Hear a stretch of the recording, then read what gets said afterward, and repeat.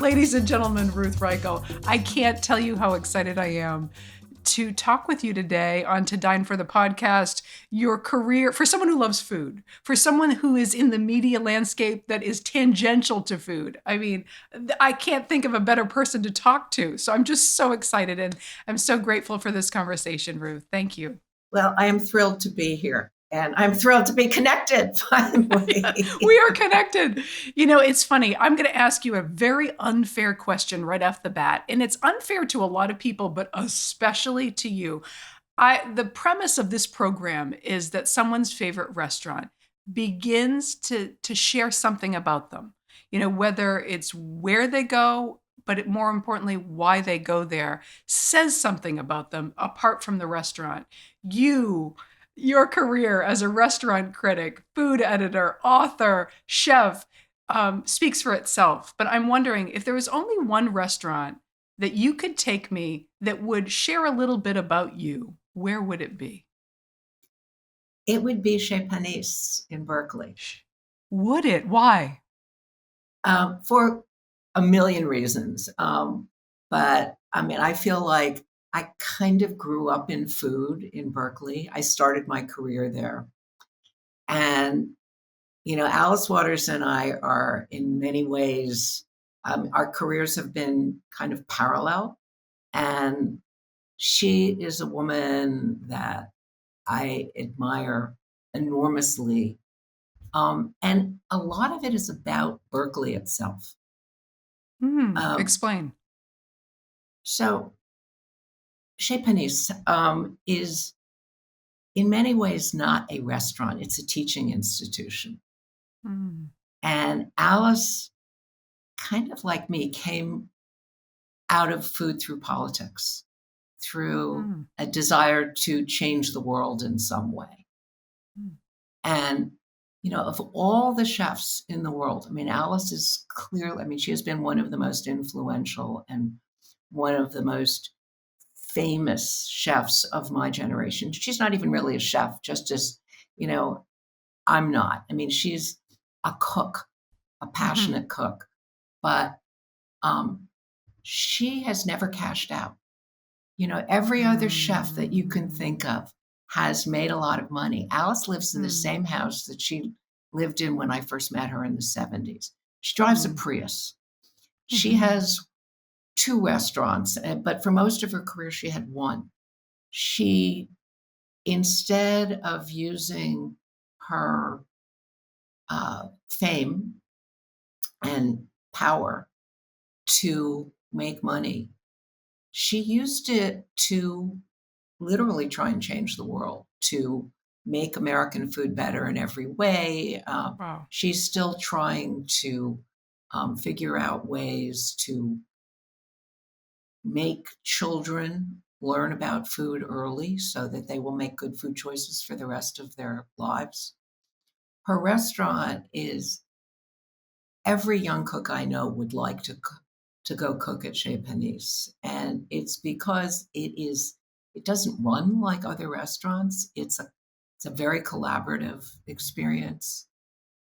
And it, early in both of our careers, I mean, Alice wanted to set up a cooking school, and in the early 80s, a group of us would gather once a week to talk about what that cooking school would be. And it was always starting in the garden. I mean, the whole curriculum was about, we start at the farm and we start from farm the soil. To table. Yes. Before we even talked about farm to table, she was doing farm to table. Absolutely. Yeah. And, you know, she has really made a change in the world. And I admire that enormously. And on top of that, her food is totally delicious and totally to my taste. I mean, it's all about the products. It's all about simplicity. It's about, you get really good products and you don't mess with them too much. Yeah. Well, the word that was coming to my mind was simplicity as you were describing that. Just not just a return to your roots, but also her life and how she's living her life with her house and her car and how she believes in getting back to the basics. You know, simple is not easy, is it? We confuse the two. Simple is the hardest thing there is, actually. And, Mm-hmm. when you think about where restaurants were, I mean, when Chez Panisse opened in 1971, you could not cook the kind of food that Alice wanted to cook because you couldn't get the products to do it. Mm-hmm. And she changed that. I mean, she didn't like the fish she was getting. She hired someone to go down to the docks and deal directly with fishermen, so she was getting fish that was fresh. Mm-hmm. She wanted, great meat, and she found people who would raise it the way she wanted it. She started working with farmers early on to get really, great strawberries. I mean, in 1971, you couldn't get a great strawberry in America. And Alice changed that. Yeah, she was sourcing before we used the word sourcing, right? Again, Exactly. uh, I'm really curious, Ruth, if we could go back to your childhood. And I always like to ask, who did you want to be when you were a senior in high school?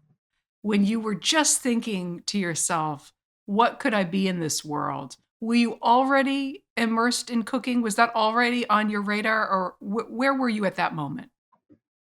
Oh my God. When I was a senior in high school, what was I doing? Behaving really badly is what I was doing. Drinking way too much. I do not think I was thinking about the future. Um, I mean, You're an inspiration, Ruth, for all. You're the fact that you could be in that and then have the career you've had. uh, um, but I really was cooking, but it was not occurring to me. I mean, the career that I've had did not exist Right. I was a Right. senior in high school in 1964. It Yes. never occurred to me. I mean, if you had said to me, you're going to be a food writer, I would have said, what is What? that? Well, I mean, who's a food writer? There is no such thing as a food writer. Um, I would have liked, I had two passions at that point in my life, and actually for the rest of my life. I loved food and I loved writing. I mean, I loved Wow. reading and writing. I mean, there were the two things and so if you probably had said to me, what do you want to do with your life? I would have said, I want to be a writer, but I wouldn't have had the nerve I grew up in publishing. My father was a book designer, and Mm. writing was kind of the highest calling in my Mm-hmm. family. Mm. So to say I want to be a writer would be saying, like, I want to be the president. I wouldn't have had the nerve to say that, but it's what But I you would knew have. it. That was what you saw as the Holy Grail. Writing and expressing and the beauty of words. It was. It Yeah. was. And so I think I would have said I want to be a writer. Yeah. Um, and and I would have even then I had this feeling that um, food was really important, and nobody else seemed to think that. Mm. But, I mostly because of, my mother really was the world's worst cook. She poisoned people. Well, I know you wrote a book called Not Becoming My Mother, right? That Uh, was an entire book, right? yes, but that was actually an homage to my mother. I mean, um, m I didn't want that title. That title was my editor's idea, Oh, it's always and the editor. and, I said nobody will people will think it's a mean story, and it actually that book is an ode to my mother and her entire generation of women who Mm. my mother was smart, well educated, and not really allowed to work. Mm. And all of her And what that friends, does to a woman. it is horrible. And Yeah. my mother basically brought me up by saying, don't be like me. You work, Mm. make sure you Mm. get a job.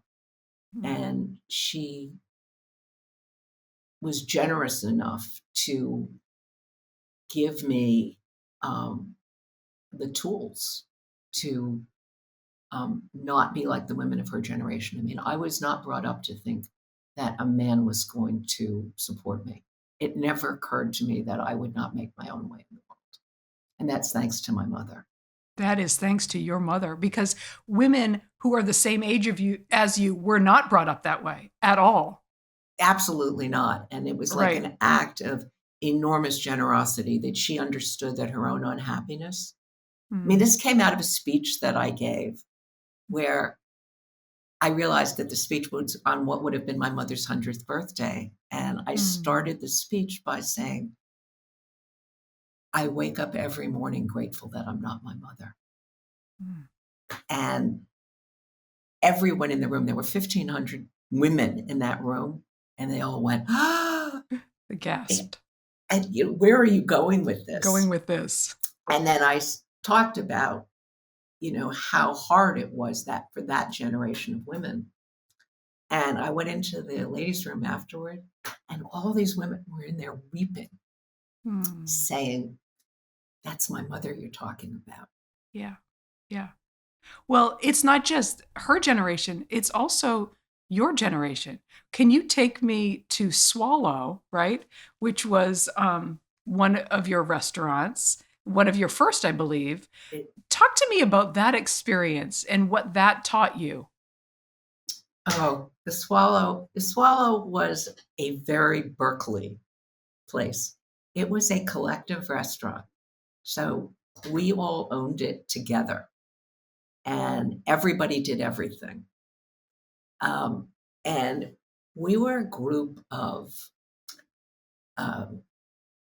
passionate food people. None of us were professional. I mean, we were, there were lawyers and professors. I mean, but we all loved food. And when the University Art Museum opened in Berkeley, they put out bids for people to come and make the restaurant. And we won. And how many of you were there? Well, the restaurant lasted for a long time. So over the years, people came and went. So, but at any one time, there were probably 30 of us. 30 cooks, chefs, people who were creating this? Yes, but everybody. It was like, we all did everything. So, right. Sometimes you were the chef and sometimes you were the dishwasher. Okay. And, if someone would come up and say, I want to see the manager, any one of us would say, well, I'm the manager. And, basically what we did is, like, at the end of every week, we divided the money between however much money, whoever the profits were, we split it between us. It's like a restaurant commune. It absolutely, that's what it was. Yeah. And Berkeley in the 70s was kind of the cradle of the collective business model. And we were, our restaurant was actually started by the people who started the Cheese Board Collective in Berkeley, which is still going. It is a thriving business. It's still a collective. And they still work by that principle of, if somebody wants to join, they work for free for a month. And at the end of the month, everybody votes on whether they're going to accept them as part of the collective or not. And if they don't, they pay them for their time. And if you're accepted, that time that you put in was your investment in the business. Wow. So what did that experience teach you? And when you were in it, was there any creativity or inspiration thinking, gosh, I'd like to start my own restaurant, or I'd like to move away from this? What were you thinking back then, as far as, or were you living in the moment? So one of the things that I really learned is when the kitchen works really well, we had one shift, a Saturday morning shift, that was like a ballet.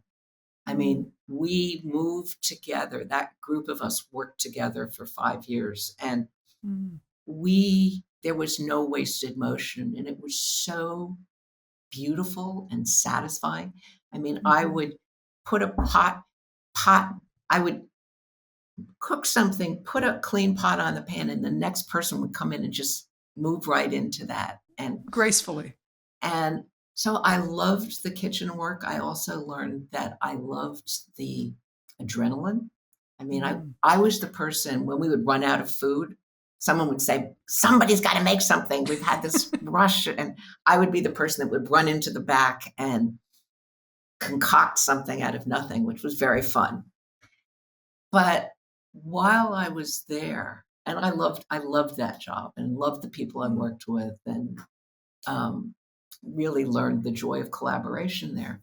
But while I was there, I also started writing for a magazine. So New York Magazine had started a West Coast version called New West. And I was doing articles mostly about art, which was, I mean, my master's is in art history. But one of my editors used to eat in my restaurant all the time. And one night he just looked at me and said, you know, you're a much better writer than our restaurant critic. And you know food. Have you ever thought about being a restaurant critic? And my husband and I were living in a commune. We were living in this great big house with a lot of people. I mean, we had no money. We were dirt poor. And I looked at my editor and I said, I don't even have a credit card. How am I going to be a restaurant critic? But at that point, I had thought about opening my own restaurant. And what I had wanted to do was I essentially wanted to do Shake Shack. I mean, I had this idea of doing delicious burgers where we would make the perfect hamburger with, humanely raised meat. And we would bake our own buns and we would do a perfect burger and one different pie every day. And so here's this editor saying, you want to be a restaurant critic. And so I had this choice of, do I want to be a restaurant writer or do I want to open this hamburger place?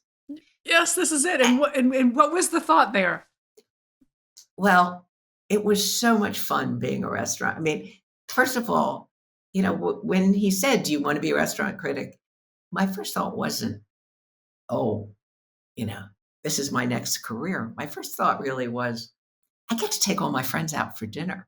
It was like so exciting because none of us, we had no money. Right. So I start taking them out for dinner and it's really fun. And yeah, I bet it's a blast. And I was writing, I realized that I didn't really like reading restaurant reviews because they were so boring. So boring. A little too much salt, to eat this, to eat that. And so I started writing short stories that just had the meals woven through them. Yeah. And that was really fun because I was writing love stories and science fiction and, things set in the 17th century. I was writing these really wacky restaurant reviews. And you were doing the work that was so lauded by your family, by your parents, right? That the work of writing, and you were intertwining your passions. I think that's such a beautiful takeaway for anyone listening, especially a young person, that sometimes you don't have to pick. You can weave together multiple passions of yours and you don't have to just choose one lane. Something you said about adrenaline really got me because I feel like to be really successful in the restaurant business, that has to be a driver. You have to love the adrenaline of a restaurant. That has to be a fuel for you. It's similar to the news business. I will say that about television news, which I spent many years. That adrenaline is intoxicating and it keeps you coming back. You ended up at the LA Times. You were a food editor. So, this was, I'm glad we started at Sparrow and then kind of went into the genesis of you becoming a food critic. Tell me about going to the New York Times from the LA Times and becoming that restaurant critic. Because when I think of that, I think to myself, food is such a man's world. It's changed dramatically, but it was then. And the fact that you got that job when you did is so huge. Did it feel huge in the moment? It did. First of all, I really didn't want to take that job. I loved my job. At the LA Times, I was both the restaurant critic and the restaurant editor, and the food. I'm sorry, and the food editor. And the food section was the largest food section in the country. It Mm. was 60 pages every week, Wow. Was it and really? yeah, and I had a big staff, and we had our own test kitchen with 3 full-time cooks, and we had a photo studio, and I was getting. I mean, I got to do whatever I wanted there, and so um, I was doing it with Laurie Ochoa, who was married to Jonathan Gold, um, and we were kind of reimagining what a food section could be, and it was Mm-hmm. really, really fun. And so when they said, when the New York Times came knocking, it was like, do I really want to go back to just writing restaurant reviews? After I've had this, At the New York Times.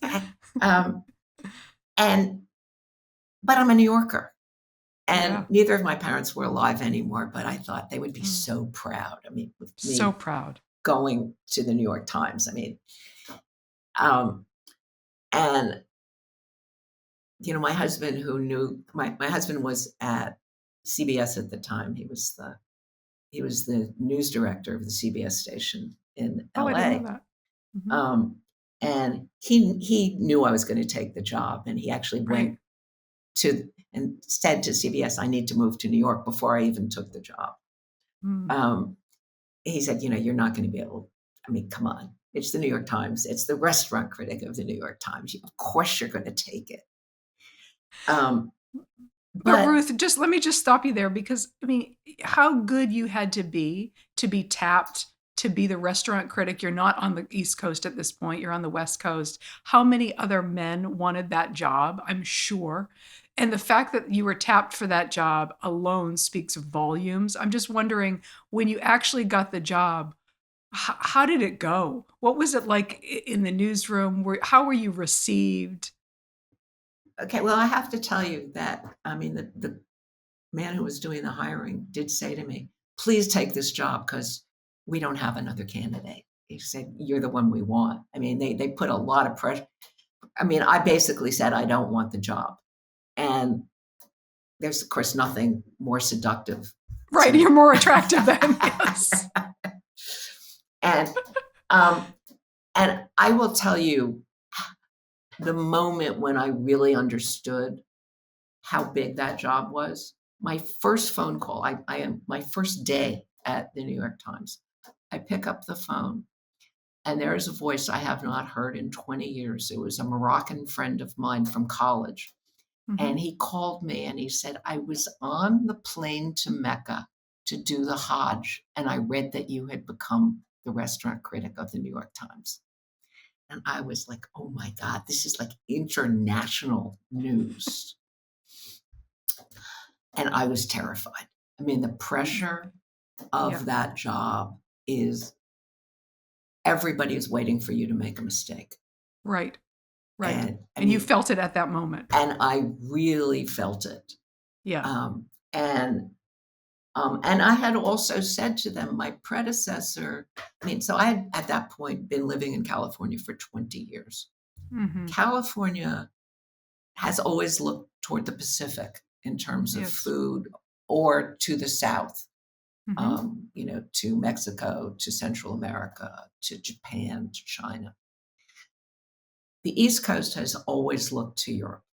Yeah, that's a great way to put it. Yes, European influences, French. Yeah. And my predecessor had been really only interested in French restaurants. Mm. And so I came to New York with this idea of, oh my God, there's this whole unexplored territory. It's not like there weren't, wonderful Japanese and, I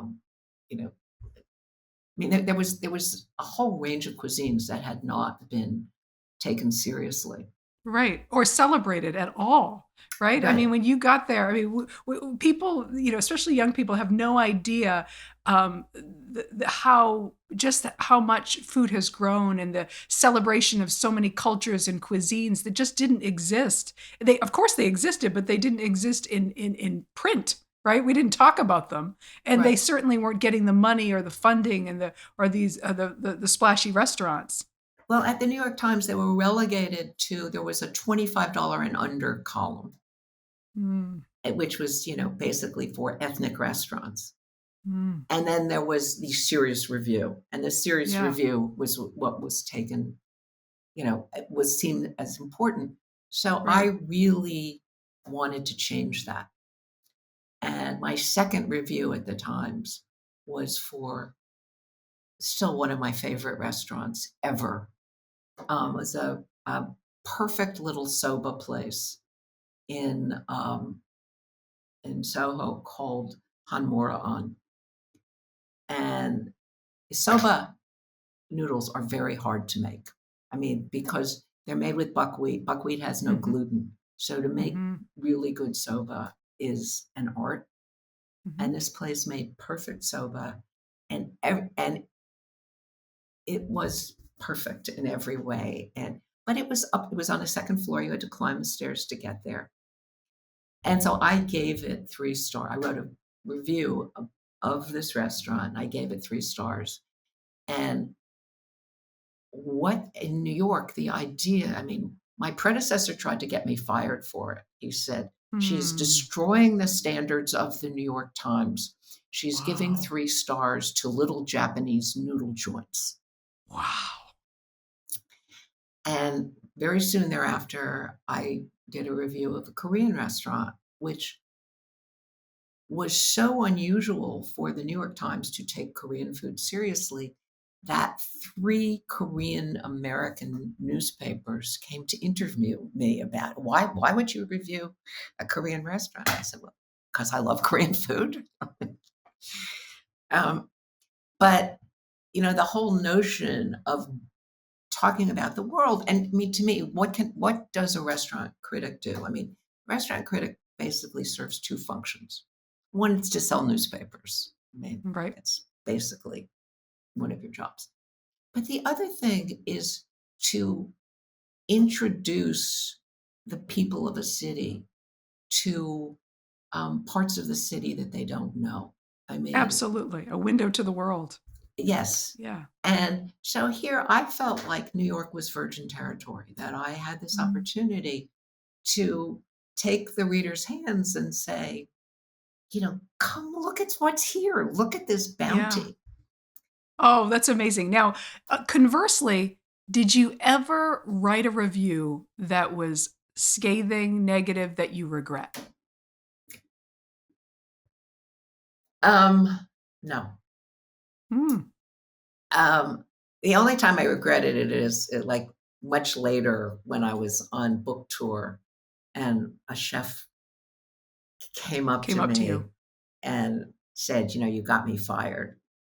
Ooh, And that's that, that's a on the tough other thing to hear. hand, you know, that is your job, and it's not fair to the great restaurants, to the people who are working really hard, Right. if you hedge your bets. And it's much easier to write nice reviews. I mean, Oh, it's sure. it's fun to write Of really course. mean reviews because people love them. They did. Um, they do. I mean, everybody loves I the mean, nasty review. reviews have always been important, but especially you at that time, it was a moment in time, and you were really, your words were really make or break. And I think that they still carry a lot of weight. The New York Times food editor, I'm sorry, restaurant critic still carries weight, but at that point, Uh, it was more. I think people don't understand. It was really something. If you wrote a negative review, it really meant something, or a well, positive one. what has happened? I mean, it was right at the point where food was becoming part of popular culture. And I came to the New York Times in 1993. The TV Food Network started in 1993. Mm, And food television has really changed food in America. I mean, I think sure. there is no denying the importance of what, I mean, a whole generation of children grew up watching chefs cooking on TV. Oh, for sure. The Food Um, Network. Yeah. and so it really was an amazing time in food. And, to be at the New York Times, it was such an important paper. Um, and mean, I did another thing. I mean, when I was a restaurant critic of the LA Times, the reviews there weren't that important. I mean, what people in LA have always cared about is where celebrities go. Uh, um, when I discovered that every restaurant in New York had a photograph of me in the kitchen, uh, and that is that. Even with your disguises, I know you wore lots of disguises. Well, to make I sure didn't until I found out that they had photographs of me, and I thought, wow, I don't want to write reviews where they're doing something special for me because I'm the restaurant critic. Right, that's a different animal when they are catering to you as opposed to going as a regular diner and having the average experience of that restaurant. So I started wearing disguises, and for my 7th review at the New York Times, I wrote about one of the biggest, glitziest, most high-end restaurants in the city, Le Cirque. Le Cirque. And I wrote it in 2 takes. And I wrote what happened to my alter ego, who was a mousy, middle-aged woman, very frumpy, who was treated like dirt at this restaurant. Oh. And what happened to the restaurant. The one time, my last visit, I did not go in disguise. I didn't make the reservation in my own name, but I didn't go in disguise. And after being treated like, they wouldn't seat me. The first time I went as Molly Hollis, my alter ego, they said they didn't have the reservation. And a series of indignities. And the last time when I went just undisguised, the owner of the restaurant spotted me, and he took my hand and led me through the waiting throng of people who is this angrily waiting for their tables, and said, "The King of Spain is waiting in the bar, but your table is ready." That it might be the greatest line.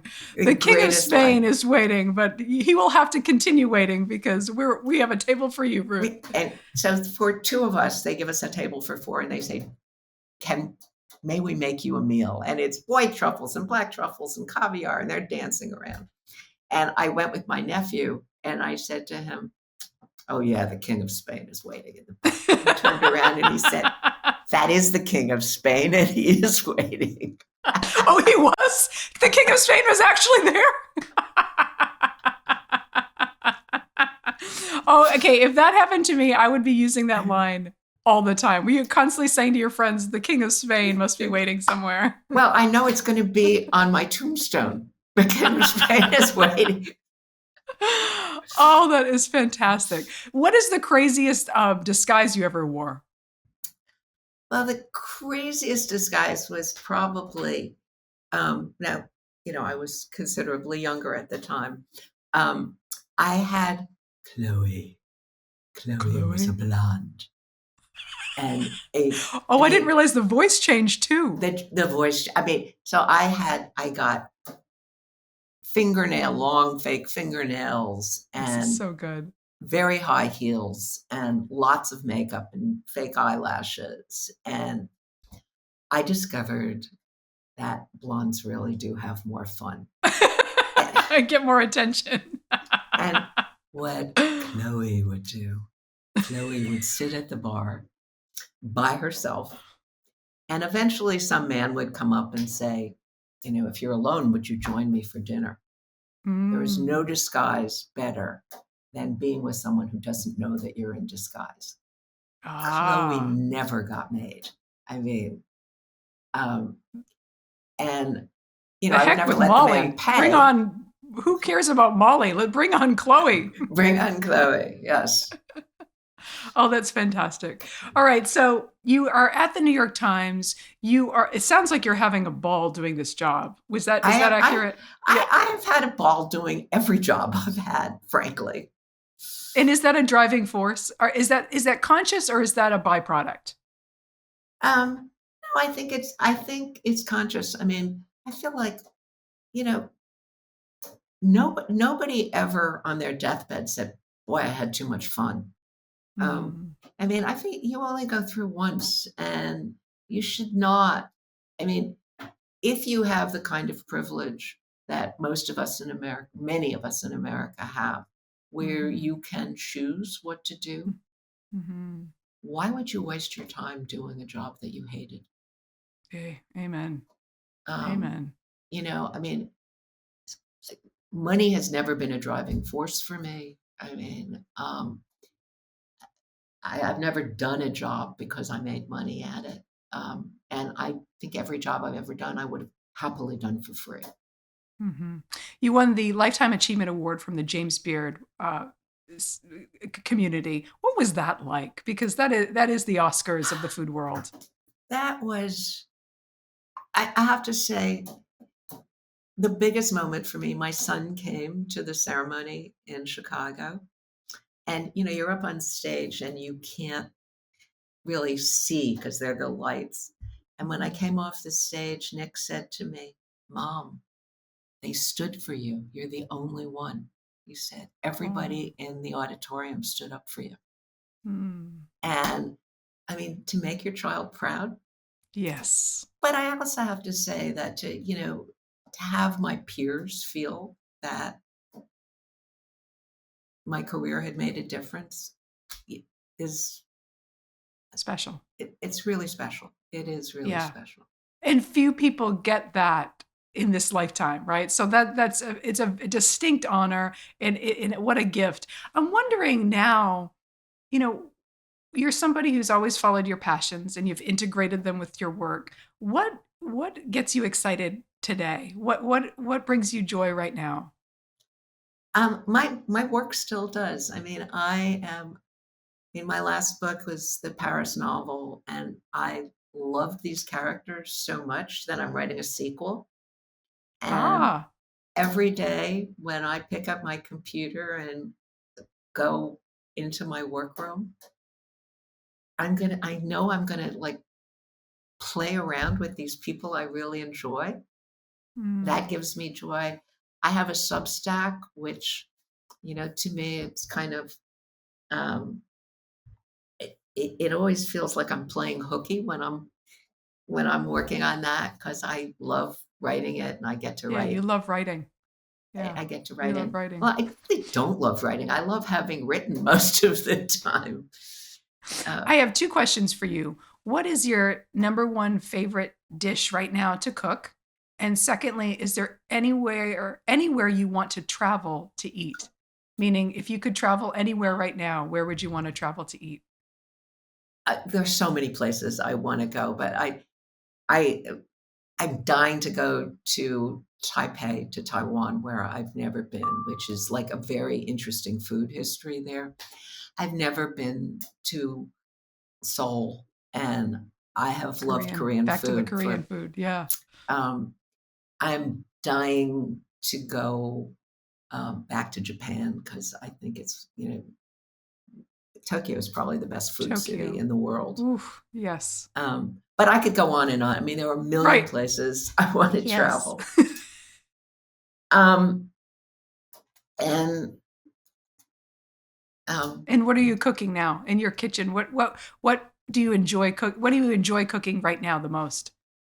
um, you know, I I pretty much cook for other people. Mm, So um, so my son is coming over for dinner tonight, and he and I both love. I've got the last of the good tomatoes, and I'm making just mhm. a really simple tomato sauce for pasta. Yum. I'll make homemade pasta. But again, I mean, what I love is simple food. Mhm. Like a roast chicken. I mean, Mhm. just the smell of a chicken roasting in the house Oh, is so heaven. wonderful. That's heaven. Yeah, that is heaven. What is something that you know now that would have when you think about your career, something that you know now that really would have helped you maybe get over some angst or some anxiety or something. What do you wish you could tell your younger self that could have really helped your journey? Oh, what a great question. Um, I think I would tell my younger self to trust myself, Mm, to stop worrying so much. mm, I wish my younger self could have known that it was going to be okay. Because yeah. I had some really miserable early years where I couldn't see what my path was. I didn't know that I was following my passions, Wow, you didn't and know that. I You you really you, didn't. you I didn't mean, fully get it. I was 35 when I got my first real job. I mean, Mm, I'd worked freelance, I'd worked in the restaurant, I'd been, freelance writer, and I felt like I was dithering around, and I wish that I would have known that it was all gonna add up to something, you know? oh, yes, that it's going somewhere. Yeah. Um, and this question is has just come on my radar, and I really love it.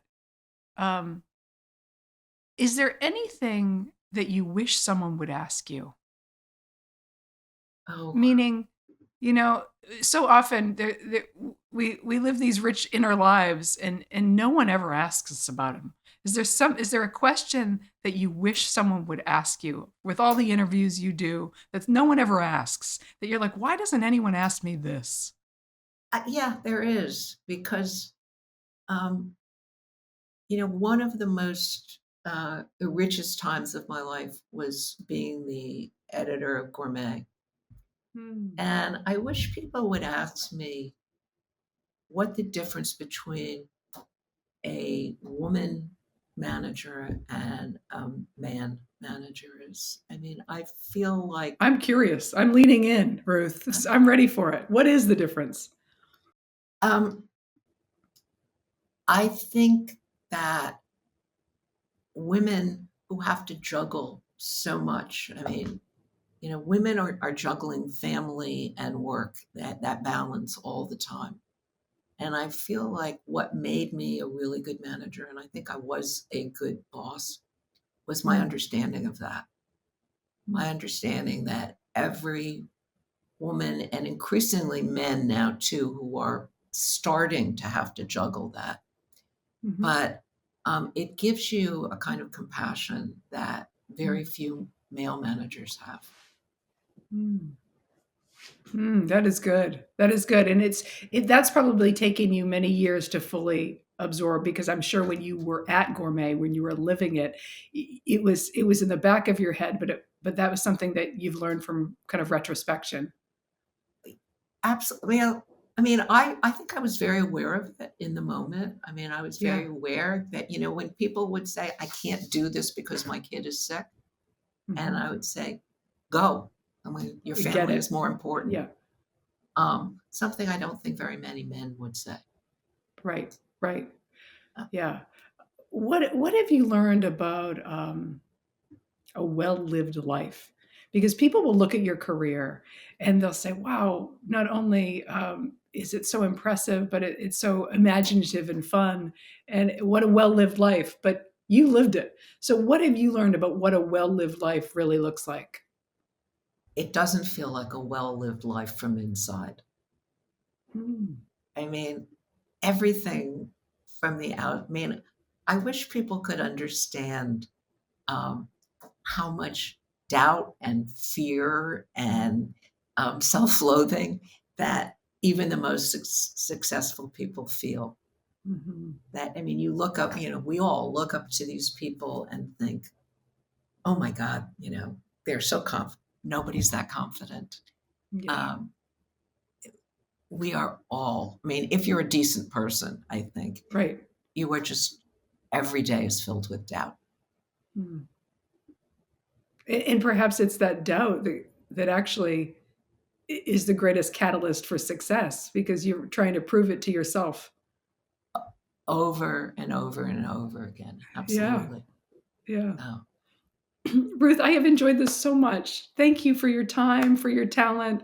And I'm just delighted we were able to connect and have this conversation. So much Well, this has been gratitude. wonderful. I do a lot of these things, and this has been really special. So thank you. Oh, thank you. It's been special for me too. Really appreciate it.